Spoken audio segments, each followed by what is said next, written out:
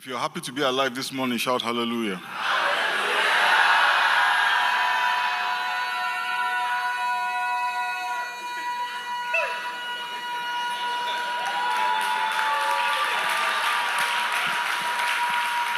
Amen. Hallelujah. Really quick before I forget. On Saturday, the 2nd of November, we'll be having a prayer meeting here called Dear God. It's for everybody, but particularly for the young adults and single folks in the church.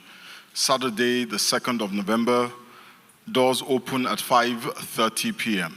Yep? Ursula. Yeah? Ursula's been harassing me since, so let me just get that out of the way because, amen.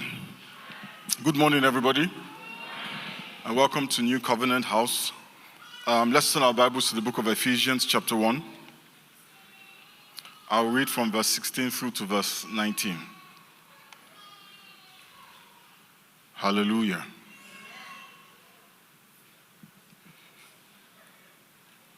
I have not stopped giving thanks for you, remembering you in my prayers. I keep asking that the God of our Lord Jesus Christ, the glorious Father, may give you the spirit of wisdom and revelation, so that you may know him better. I pray that the eyes of your heart may be enlightened in order that you may know the hope to which he has called you, the riches of his glorious inheritance in his holy people, and his incomparably great power for us who believe. That power is the same as the mighty strength he exerted when he raised Christ from the dead and seated him at his right hand in the heavenly realms. Amen. So over the last few weeks, we've been looking at this prayer. We've looked at different aspects of this prayer. And the week before last, we looked at how, as children of God, we have the right to inherit the things of God. Amen? We have the right to inherit the promises of God. As children of God, we have a right of inheritance when it comes to all the blessings and all the promises that God makes to humanity. Amen? And we spent some time tracing our right to inheritance through two lines. Yeah? Number one, we have a right of inheritance through Jesus Christ. Amen? Somebody shout hallelujah. The Bible tells us in the book of Romans chapter 8, verses 14 to 17, for those who are led by the Spirit of God are the children of God. The Spirit you received does not make you slaves so that you live in fear again. Rather, the Spirit you received brought about your adoption to sonship. Turn to your neighbor and say to sonship. And by him, by that Spirit, we cry, Abba, Father. The Spirit himself testifies with our spirit that we are God's children. Now, if we are children, then we are heirs of God and co-heirs with Christ, if indeed we share in his sufferings in order that we may also share in his glory. We've made a distinction that I feel the need to reiterate today, that not every human being that walks the face of the earth is God's child. We are all, every human being was created by God. We are all God's creation. The guy on the street, the woman on the street, we are all God's creation, irrespective of ethnicity, irrespective of geographical location, irrespective of color of skin, irrespective of the language of your tongue. We are all God's creation. However, we are not all God's children.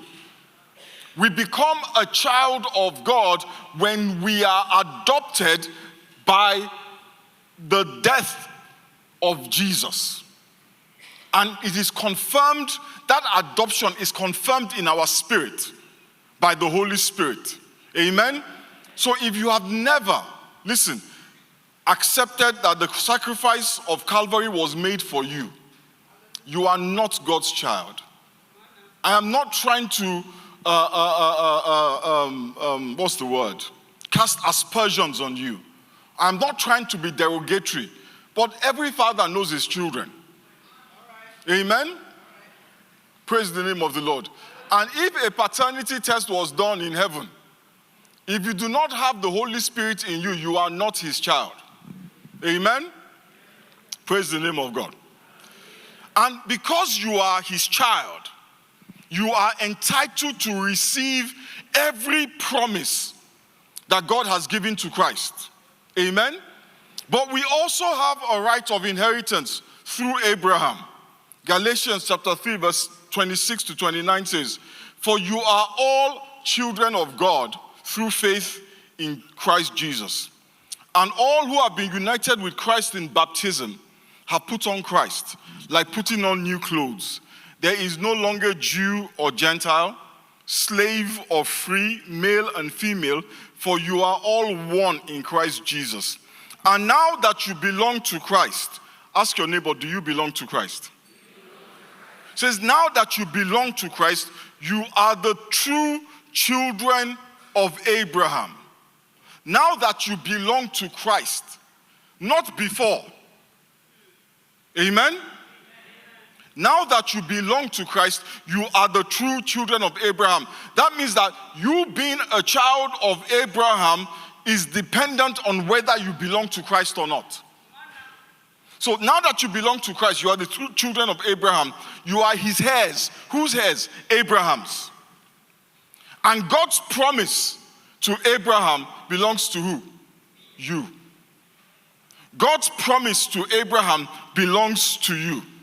So in Christ, we have a right of inheritance that entitles us to spiritual and heavenly blessings.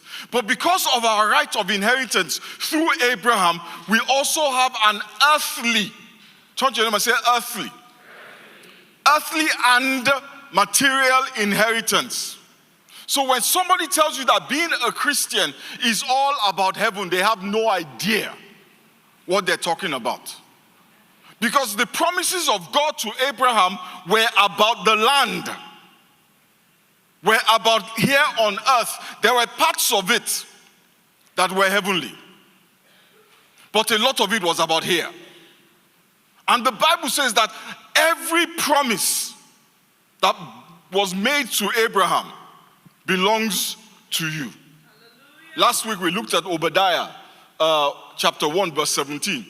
"But upon Mount Zion shall be deliverance, and there shall be holiness, and the house of Jacob shall possess" what? Their possessions. Shall possess their possessions. Those possessions are here on earth. Amen? And I know that because, Christ is seated in heavenly places, we may tend to see things only from that spiritual place.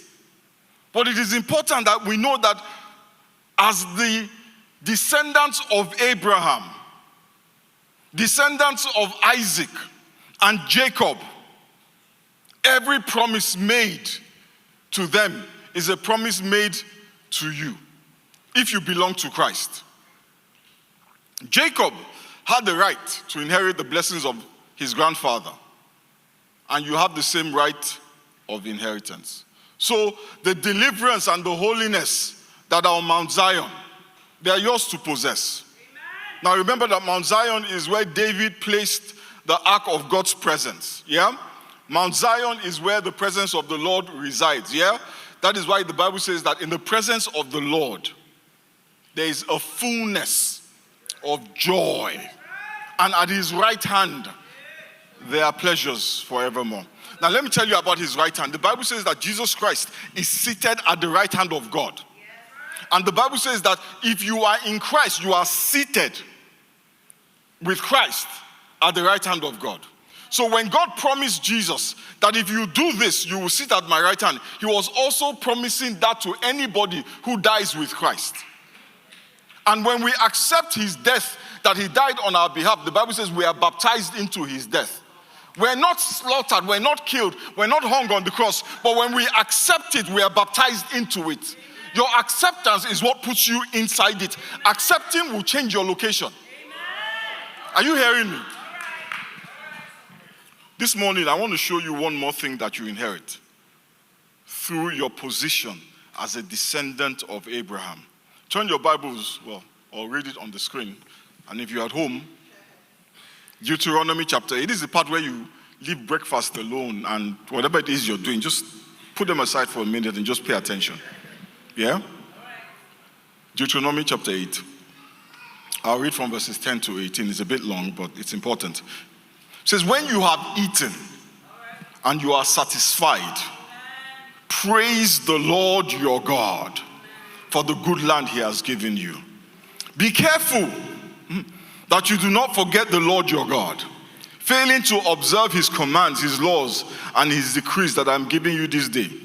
Otherwise, when you eat and you are satisfied, when you build fine houses and settle down, and when your herds and flocks grow large, and your silver and your gold increase, and all that you have is multiplied, then your heart will become proud, and you will forget the Lord your God, who brought you out of Egypt, out of the land of slavery. He led you through the vast and dreadful, don't you say dreadful, wilderness, that thirsty and waterless land with venomous snakes and scorpions. He brought you water out of hard rock. He gave you manna to eat in the wilderness, something your ancestors had never known, to humble and test you, so that in the end it might go well with you. You may say to yourself, my power and my strength and the strength of my hands have produced this wealth for me. He says, but remember the Lord your God, for it is he who gives you the ability to produce wealth, and so confirms his what? Covenant, which he swore to who? Your ancestors, as it is today. Verse 18 says, remember the Lord your God, for it is he who gives you the ability to produce wealth, and so confirms his covenant, which he swore to your ancestors, as it is today. Who are these ancestors? Abraham, Isaac, and Jacob. The same people that we have a line of inheritance from. So everything that God swore to Abraham, he swears to you. Hallelujah. So he made a vow. He made a vow to the ancestors of the people that this verse of scripture is directed. And those people were the Israelites. But the Bible says that you are the true descendants of Abraham. And the ancestors, Abraham, Isaac, and Jacob. And as a confirmation, listen, as a confirmation of that promise, of that vow that he gave to Abraham, as a confirmation, guess what he does? He gives them the power, the ability to produce wealth. He did not just give it to Abraham. Hallelujah. Because by the time Isaac came, the Bible says Abraham was the wealthiest man in the land. But he did not just give it to Abraham. He gave it to his descendants. He gave to you and I the ability, church, say the ability to produce wealth. You don't understand what I'm saying? It says the ability to produce wealth. And we have seen this manifest in the life of the richest man in the world at his time. We see it manifest even today in the life of Israel. The ability to produce wealth. The Bible says all the promises that God made to Abraham, who do they belong to? They belong to you. If you believe that, you shout hallelujah. Hallelujah. Galatians 3:29, you are his heirs. And God's promise to him belongs to you.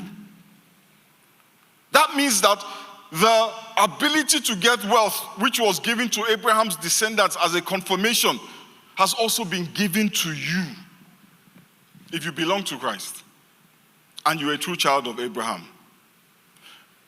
Many of us are already walking in that ability. Most of us in this room are walking in that ability. But we think it is our strength. We think it is our education. We think it is our savvy. It is our slickness. It is our smarts our brains that we are where we are today. Listen, there are levels to wealth. Amen? There are levels to it. There's a level that people like Elon Musk and Jeff Bezos sit on. But if you go back to Deuteronomy chapter 8, you will see a level that I will call baseline wealth. Baseline wealth. Number one, when you eat and you are satisfied, the Bible says you are wealthy. The number of people on this planet who eat and they are not satisfied and they are not on a diet, it will blow your mind. The Bible says you eat and you are satisfied. We not only have enough food on our table to eat, to the point where our body feels the need to store some of it as fat. We have a ton more food in our refrigerator. Our pantries have food in it that will last a few months. Some of us are throwing away expired food. Some of us have gardens in our backyards, our own little farms, where we're growing our rich auntie, where we're growing our own vegetables.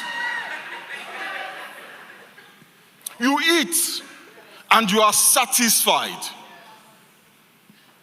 The Bible says, and then it says you build fine houses. Some of us here are not in our own houses. We're renting. And or some of us live with our parents. Or some of us stay with friends. But so many of us here, we own our own homes. In fact, a lot of us, we built those homes from scratch. We told them we wanted the pantry here. And we wanted the kitchen here. In fact, let them put the pantry here and the kitchen there. Or better still, let them just put the garage there. We designed it ourselves. We picked the fittings. Some of us not only own the home we are living in, we have like 2 or 3 more, or 4 or 5 that we rent out. Yet, we do not consider ourselves wealthy. We say we're just doing okay. And we deny God the glory that is due his name. We shortchange him on gratitude because we don't realize the magnitude of what he has done. Let me tell you something.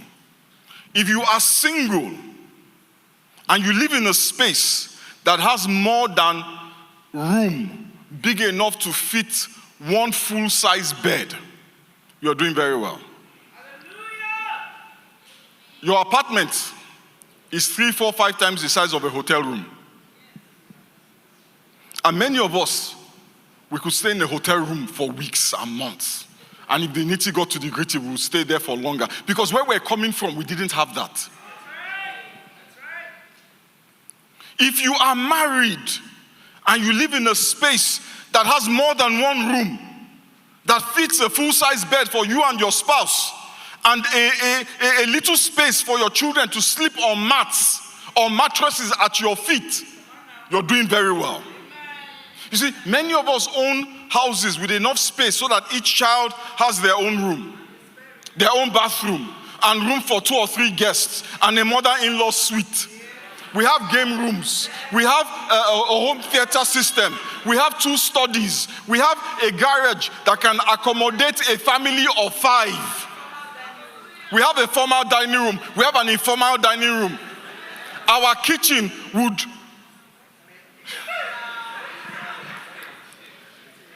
Some of us even have a small lake, a swimming pool in our backyard. You are doing well. Pastor Charles, am I lying? You remember Ibadan? You are doing very well. You are wealthy. So you say you are wealthy. Stop that nonsense. Yeah, no, I'm okay. You are doing very well. Don't let me start. In your garage, that garage, one day when we lived in Lucas, my father came to visit. And he stood very early in the morning. I came out of my room and I saw him in the kitchen looking out of the window at the yard. And the man was laughing. He just stood there laughing. So I watched him for a second. I'm like, why are you laughing? He said, man, Femi, God has blessed you. That was our house in Lucas, when we lived in Lucas. That was how long ago? When the kids were still very young, 2012. He said, your younger brother's house in London, they can fit 5 of those houses, my yard, in my kitchen. You see, London, those of us here, Pastor Tobori, you used to live in London. Aren't you glad? The Lord has brought you to a large space.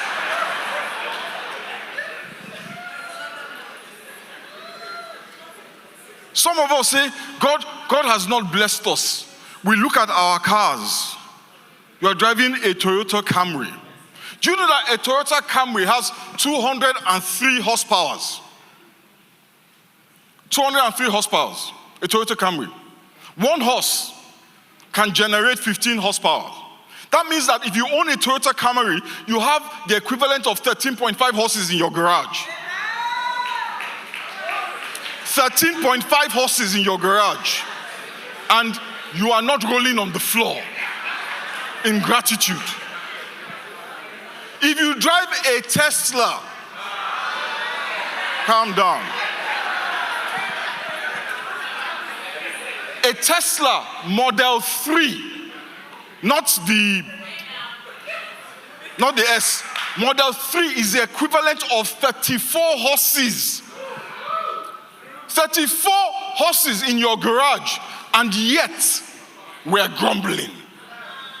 Is that a joke?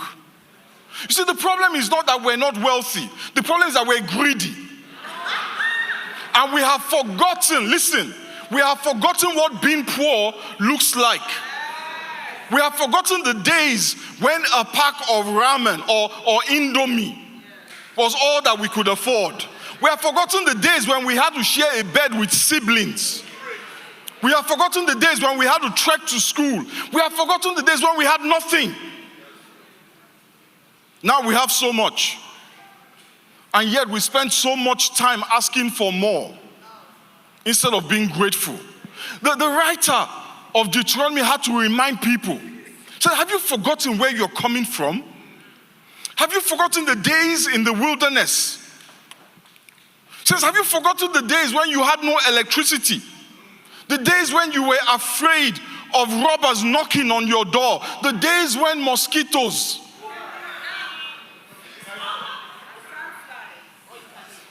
When mosquitoes used you for buffet.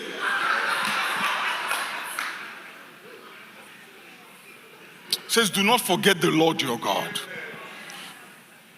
Then look how he says, then your herds and your flocks, they grow large. You know, the animals in those days were the source of wealth. And you know, when you hear that, you think, oh, herds, flocks. Oh, I'm not anywhere near that. Let me tell you something about cattle. I did some research. If you want to buy, today we don't keep herds, but we get paychecks, right? So when you think, oh, how much do they pay me? A herd of cattle. Come on, I'm not even close. Let me tell you something. Tell your neighbor, say he's going to tell you something. A whole cow, I'm going somewhere, a whole cow today, depending on the market, max $3,000 in Texas. Max $3,000. Let's say you had a herd of cows. You would have to grow the cows because it takes 18 months before a cow is ready to be butchered. Yeah? You would have to grow them for 18 months before they are ready for sale. Feeding them, looking after them, before you can sell them for about $3,000. Maybe if the market is really good, $3,500. The market is fantastic, booming, $5,000.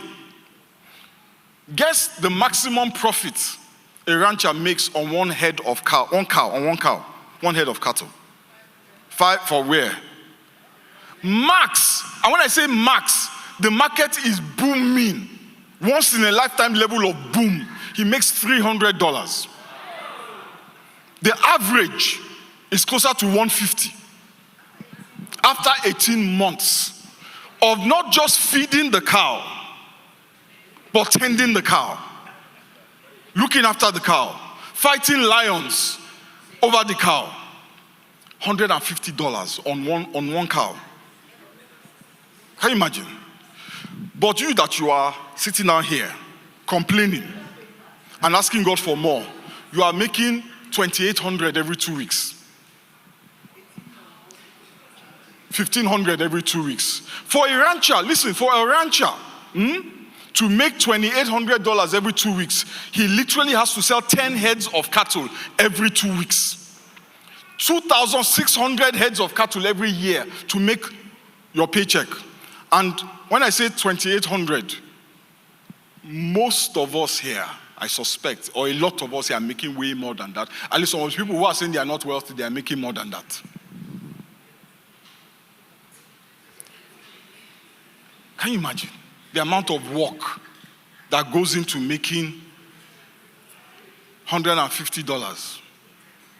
And the Bible says of that man, he's wealthy. Your silver and your gold have increased. You have your 401k, you have your IRAs, you have your investment properties. Some of us, we even have vacation homes. Some of us, we have how many cars in our garage, but you only need one for yourself and one for your spouse. Listen, if you have more than 2 cars in your house, you need to give one away. If your children are driving, calm down. If your children are driving, I hear you, you can have a car for the kids. Because I had kids go through high school. It's intense. They need to have, but you don't have any children. You are like, okay, this one I will drive it only on Monday to Friday. Then this one, Saturday and Sunday. This one is for Friday night when we go out with the boys. And then this one is just in case. This other one breaks down. This one I will use it to go to Sam's Club. Come on. How many people here, let me ask you a question. How many people here have not a car for the children? And when I say for the children, I'm assuming the children can drive. Not a car for a 5-year-old. How many people here have more than 2 cars and you only need 2 cars? You have more cars than you actually need. Raise your hand. God bless you. God bless you. I like honest people. Anyone else here? Uncle, raise your hand. Don't be shy. There you go. You go. Anybody? Anyone else? Thank you. Listen, if you are here, raise your hand. Raise your hand. God wants to bless you. You don't know. Raise your hand. God wants to bless you. I'm not lying. Listen. I have a word about what I'm doing. God wants to bless you. Raise your hand. If you have more cars in your garage than you are actually driving, raise your hand. I have one. Raise your hand. Okay. After service, put your hand down. Put your hand down. After service. If you are in this church and you need a car, calm down. Yeah, Jesus. Listen, if you are in this church and you do not have a car to go to work with, not that it's not a nice car, you don't have a car to go to work with, yeah? Find one of these people that raised their hand. Listen, I raised my hand. Me, at least I can't hide. Even if they can hide. Find one of them and ask them for the keys of that car. You don't understand what God wants to do in your life.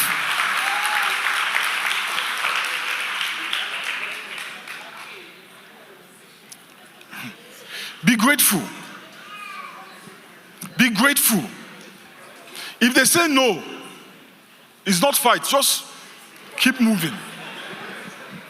But seriously, I'm serious. Be grateful. If God has blessed you, be grateful. Be grateful.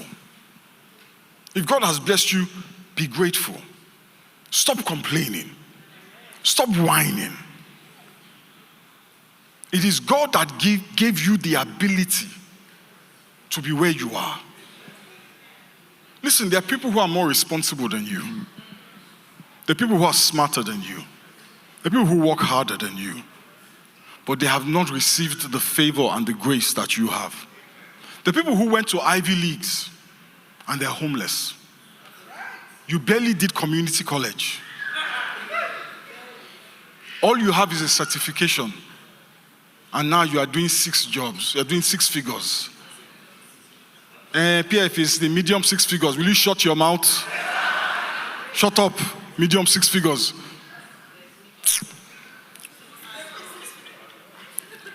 Be grateful. And for those of us, listen, because I know not all of us have entered into this wealth. We can go to God with confidence and with boldness. Because we know that the ability to get wealth is a confirmation of the covenant that he made with your father. So ask him for it. Ask him for your inheritance.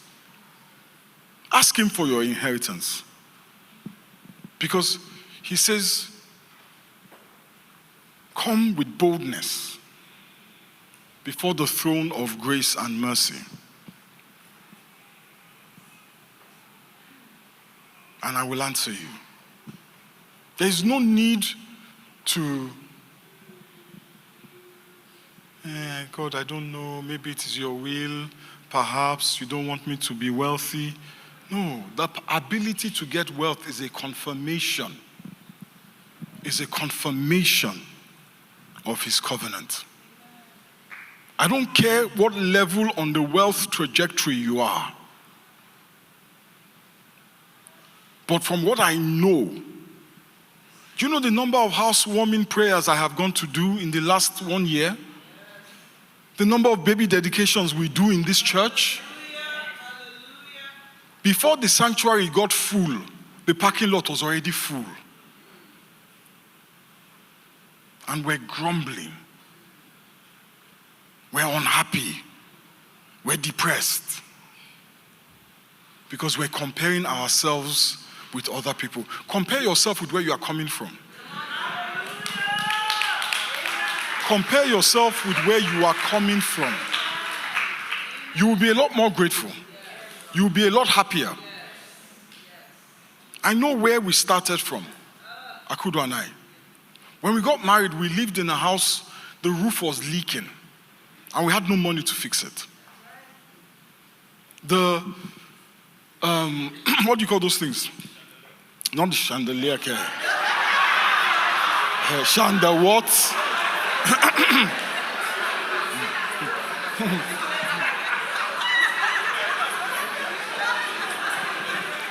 The ceiling tiles had grown moldy from water, and we couldn't fix it because we had no money. Our front door did not lock. Our gates did not lock. And we lived in a high crime area. We drove a car. I had to park it on a slope. I always had to park it on a slope. Because if I didn't park it on a slope, it might not start. The steering was turn optional. Turn it, and then it would decide when to exercise the option to turn. Hallelujah. You know, these days, people go thrift shopping. You know, it's kind of cool and hip, you know, to go thrift shopping. In my days,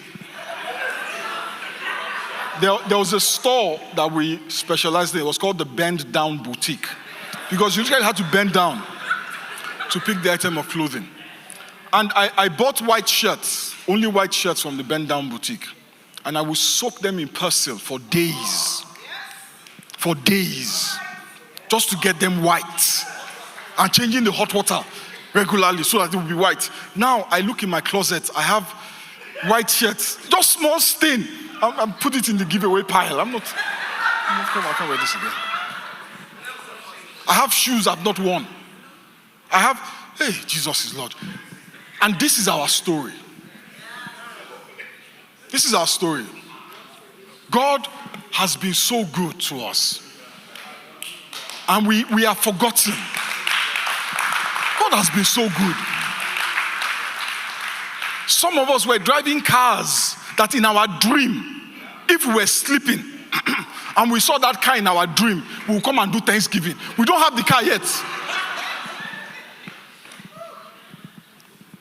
Tobori, am I lying? Me and Tobori. We know where we're coming from. Pastor Biola, Satellite Town, Lord Ade, you're doing like this. Lord, you want me to tell your story? We've come a long way. We've come a long way.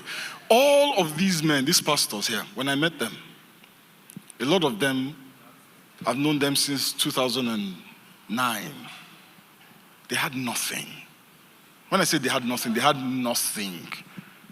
They were at, some of them were at minus.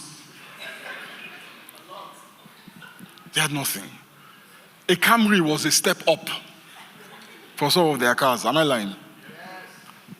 They were. I remember Larry bought one BMW one time. Myself and Larry went to price that BMW. Do you remember? We went to was it Grand Prairie or Arlington? Far place like this. See, bargaining with the guy. How many miles on that car? 200,000.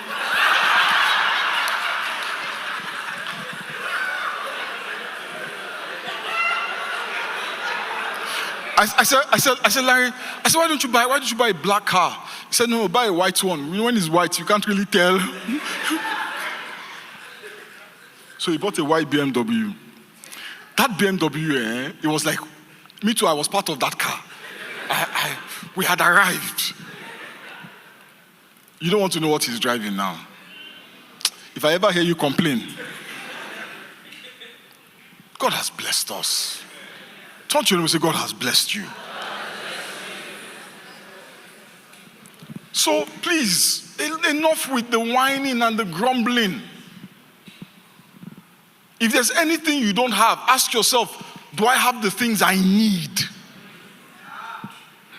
Can I eat and be satisfied? Is there a roof over my head?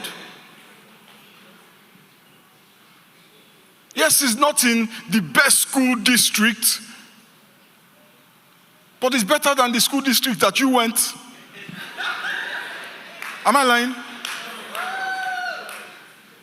The worst school district is better than some of the schools that we went to, where the classes, Pastor Biola, like poultry. Listen, let us not allow God. My mother will say, don't let God be annoyed with you. Don't be ungrateful children who keep thinking about how much more they can get and don't say thank you for what they already have. We're going to take a minute and just pray this morning. Some of us here need to pray that God grant me the ability, that ability to get wealth. And some of us, it is not a prayer point for us, it's an opportunity to give thanks. Say, Father, thank you for that which you have given me. Let us rise to our feet.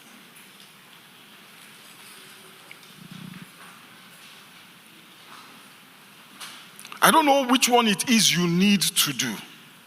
Whether it is that you need to pray or that you need to give thanks. But this morning, you know the truth about where you are coming from better than anybody can know it. And you know the truth about where you are better than anybody can know it. Nobody knows what is in your bank account, and nobody knows how much you came into this life with. But you know. You know how much you have grown. You know how far you have come. And the Lord has brought a lot of us a mighty long way. And yes, there are still a ways to go to reaching the vision that He gave to us. But whatever the case may be, you know the truth. And this morning, let the words that come out of your mouth be a reflection of that truth. If it is that He has blessed you, let your words be thanksgiving. And if you are really in need, then come with boldness and ask of Him this morning. Say, Father, I need that which you promise. I need my inheritance. Release to me, Father, this morning, that ability that comes only from you. Release to me, Father, that grace that you have in times past given to my ancestors, that you have in times past given to my brother and my sister. Father, give me that ability. create for me, Father, pathways. Create for me, Father, pathways. Your word says that you make a way where there is no way. That you make a way in the wilderness.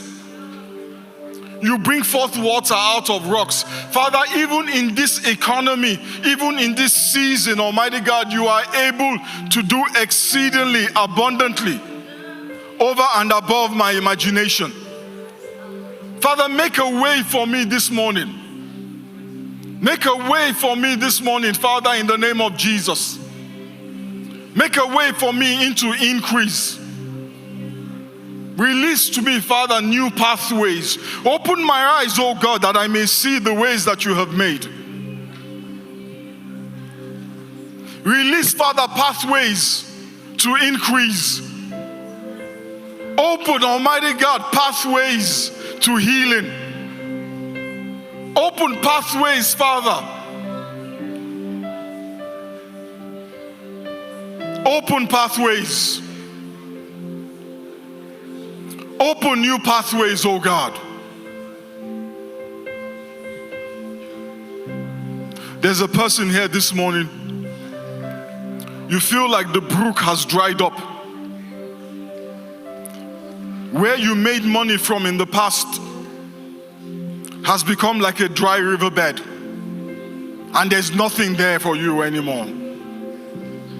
This morning the Lord wants to make a new path for you. He wants to lead you to a new pathway.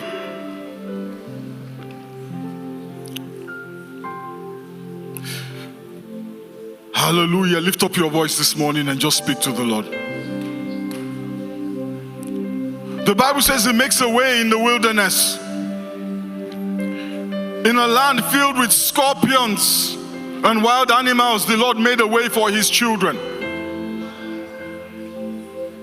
He can make a way for you this morning if only you will trust Him.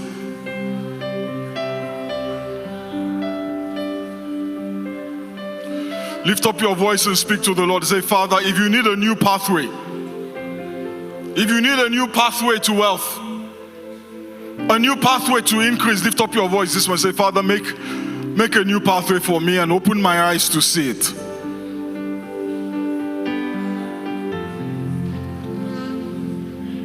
When the brook dried up for the prophet, God had prepared provision for him. There's provision that God has prepared for you. Ask Him to open your eyes to see it.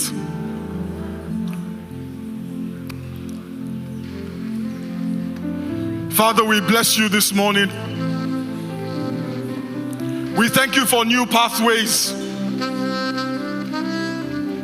We thank you for new pathways. Pathways that will lead us into healing, that will lead us into marriage, that will lead us into our deliverance, that will lead us into wealth. Pathways, Almighty God, that will lead us to the space that you have made for us. If you're here this morning and you need a new pathway, I want you to just lift up your hand wherever you are. You need a new pathway this morning. Whether it is to healing, whether it is to wealth, whether it is to deliverance, whether it is in your mind, you need a new way of thinking.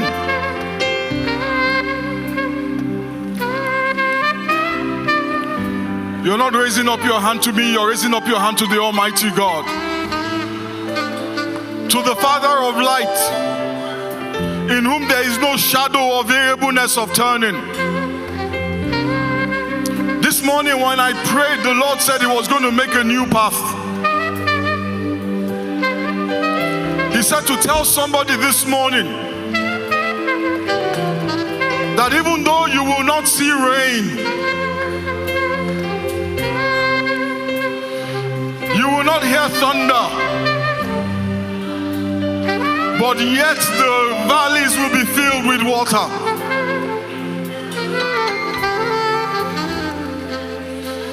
Lift up your hand to Almighty God if you need a new pathway. I'm going to pray for you this morning. I'm going to pray for you this morning. I promise you, if you had seen me yesterday, you will know that this is not my own plan.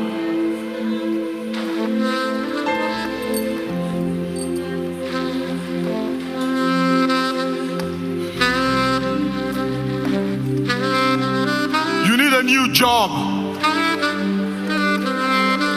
because the old one, you're starting to sense that it's drying up. You're starting to feel that this is coming to an end. You need a new pathway because your responsibilities have increased.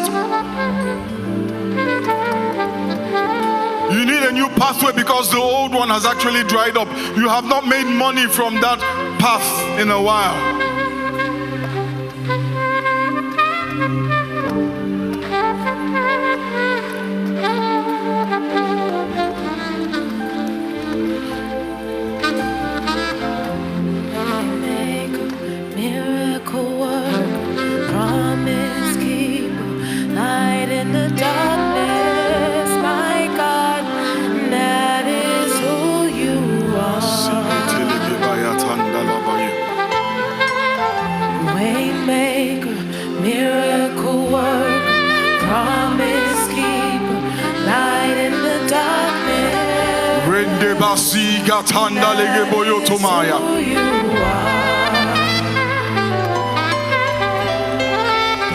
Waymaker, miracle worker, promise keeper, light in the darkness.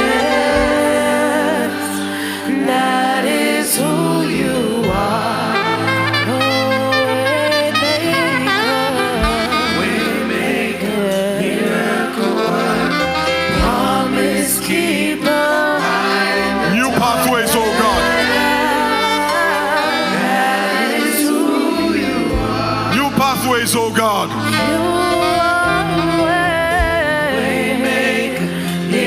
New pathways, oh God. New pathways, oh God. That is who you are. New pathways, oh God.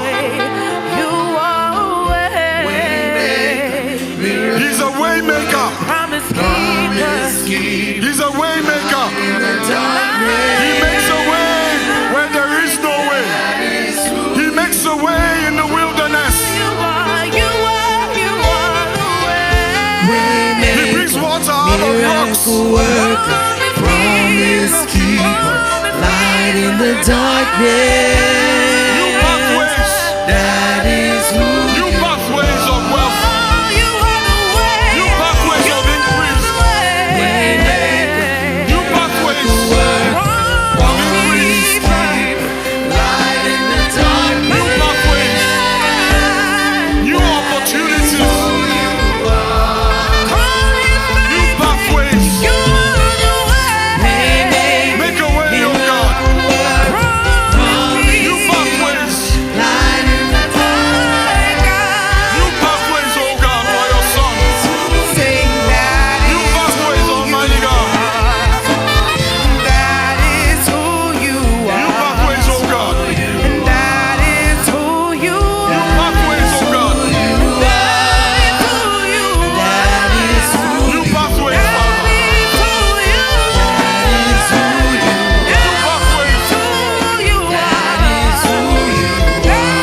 New pathways, Father. New pathways. Pathways, oh God. Make a way in the wilderness. Make a way, oh God. Make a way in the wilderness, oh God. Make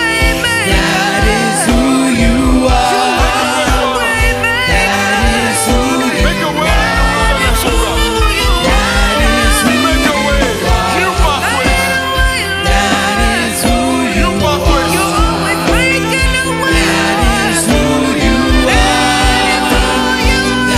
Pathways, oh God. New pathways. New pathways, oh God.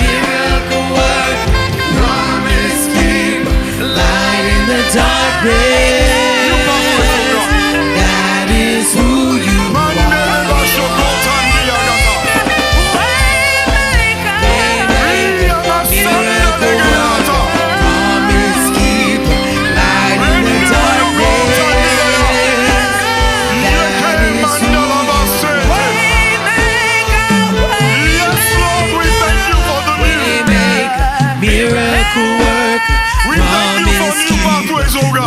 in the darkness.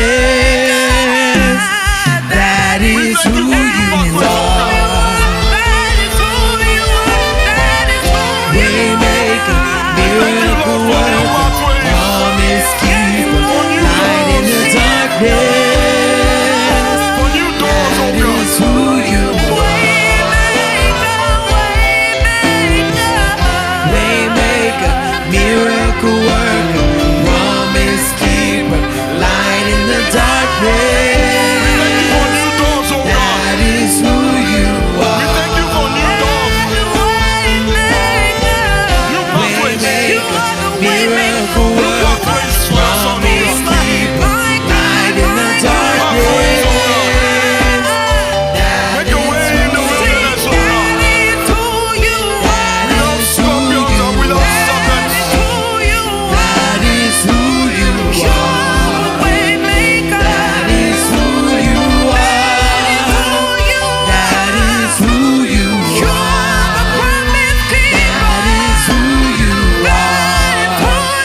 That is who you are. That is who you are. That is who you are.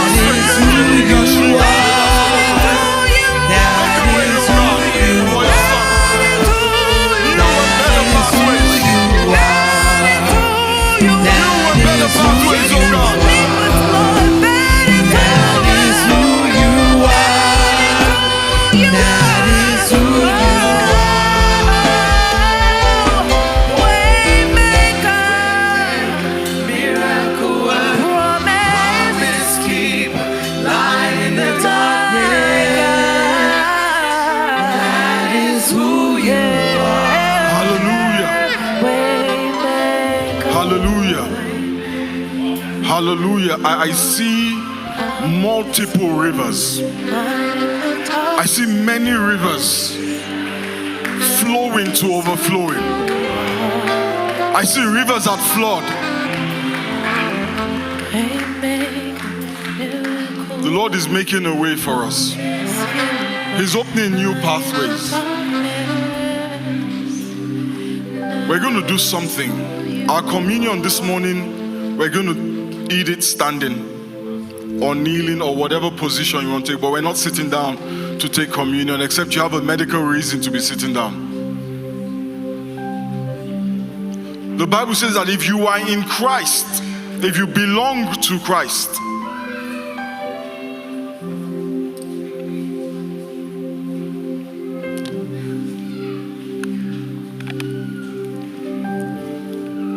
you guys have your communion stuff. You guys have, can I get communion for the choir? Can I get for the folks in the choir?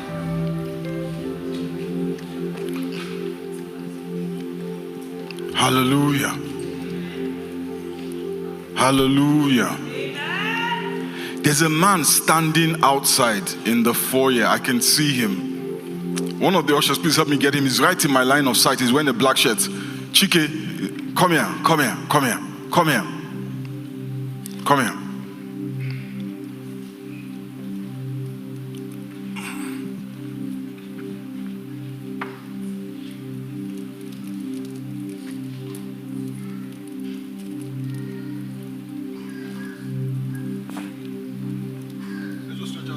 Let's stretch out our hands to this man.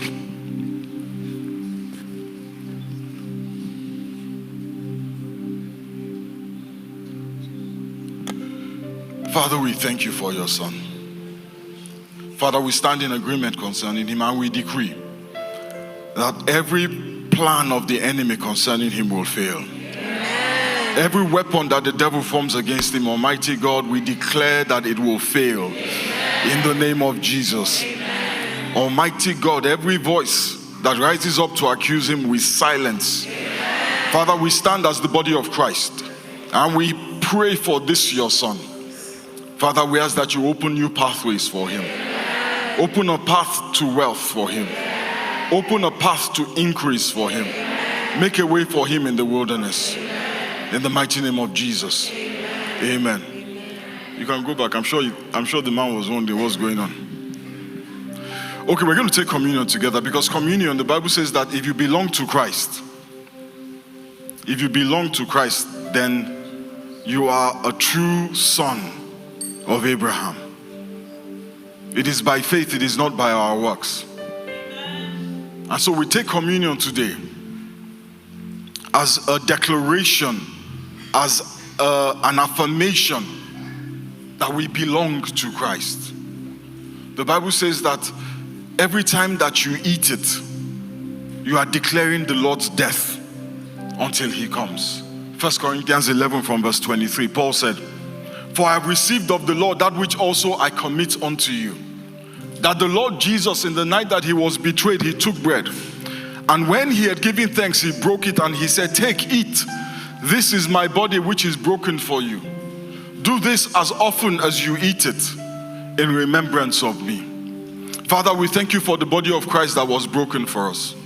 Father, this morning we eat in remembrance of you. Let us eat the bread.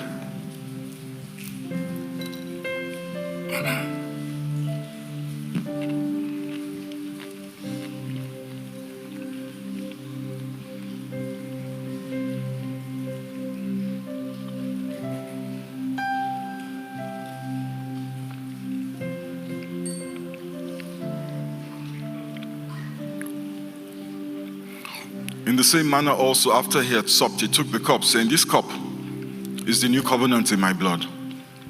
This do ye as often as you drink it in remembrance of me." Father, we thank you for the new covenant in his blood. Father, as we drink today, we pray that all the blessings of the new covenant will be manifest in our lives in the name of Jesus. Let us drink together.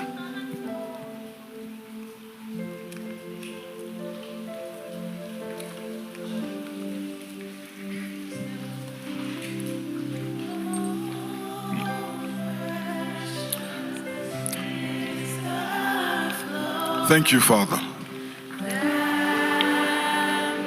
Thank you, Father. Thank you, Father.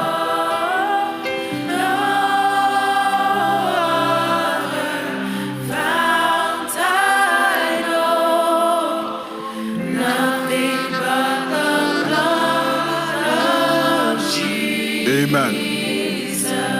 If there's anybody here, listen. You are not working. You're looking for work. You're looking for a job. You're looking for a job. Please come forward really quick. If you are starting a new business, not that you are thinking of starting a new business, you have started it, please come forward really quick. Really quick.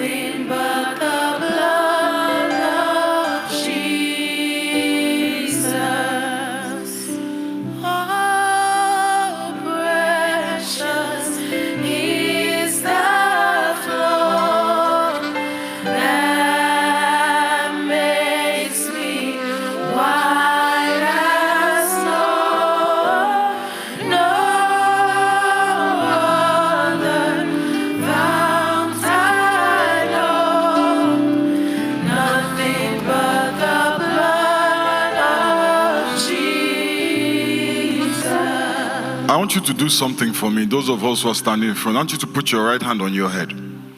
Your right hand on your own head.